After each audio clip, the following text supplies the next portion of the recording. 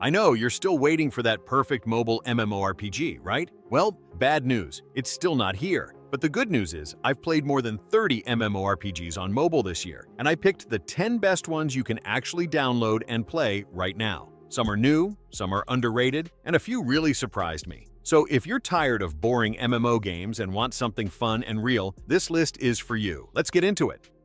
Number 10.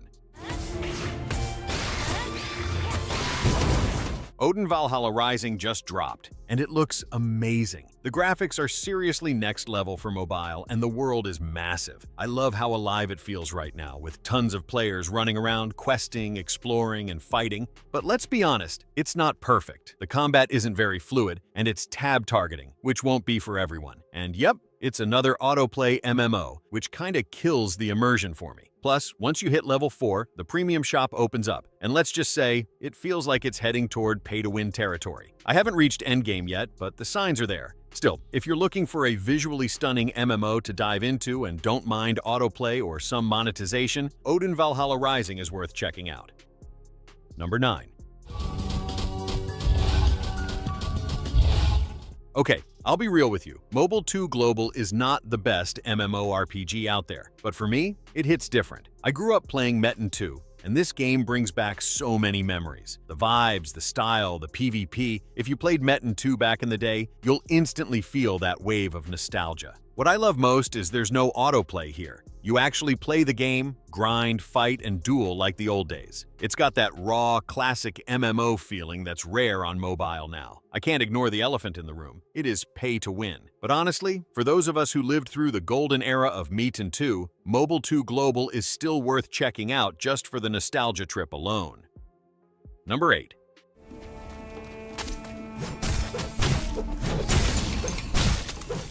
Undecember is honestly one of the most underrated MMORPGs out there right now. The rune system is super unique and actually fun to experiment with. Instead of just unlocking skills the usual way, you get them through runes, and combining them gives you a lot of freedom to create your own build. I also really enjoy the graphics, the smooth combat, and how deep the gear system goes. Now, some people say it's pay to win, and I've heard that complaint floating around. But to be honest, I haven't hit endgame yet, so I can't confirm that myself. Up to this point, it's been completely playable without spending money. If you're into action MMOs and want something a bit different from the usual auto-grind mobile titles, Undecember is definitely worth a try.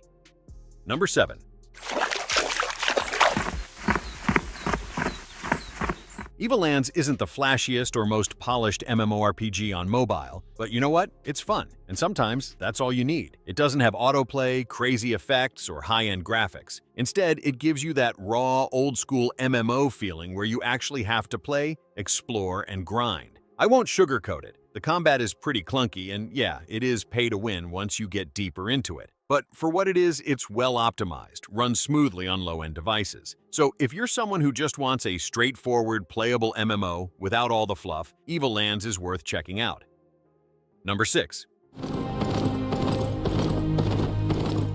Albion Online is hands down one of the hardest MMORPGs I've played, and I mean that in the best and worst way. It's brutally punishing. One wrong move, one small mistake, and boom, you lose all your loot and hours of grind just vanish. Now, I wouldn't call it pay to win, but it is pay to progress. You can buy premium with real money, or grind for it in-game, which is actually a cool option. But going in solo? I wouldn't recommend it. This game shines when you're part of a team. It's not for everyone, but for hardcore MMO fans who want something raw, strategic, and community-driven, Albion Online is a wild ride worth taking. Number 5.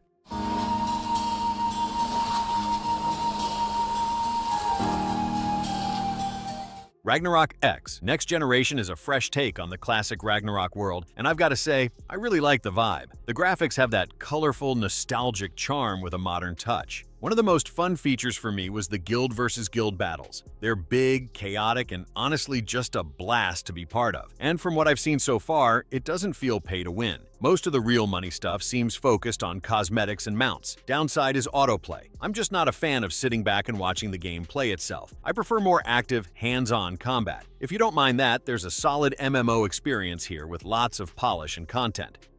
Number 4.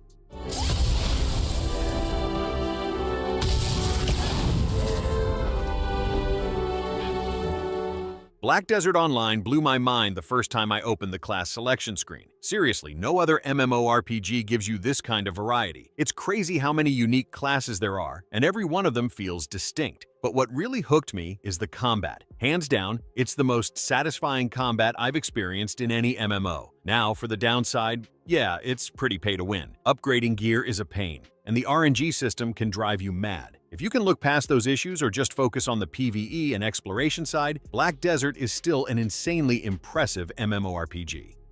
Number 3. You got something against cooking.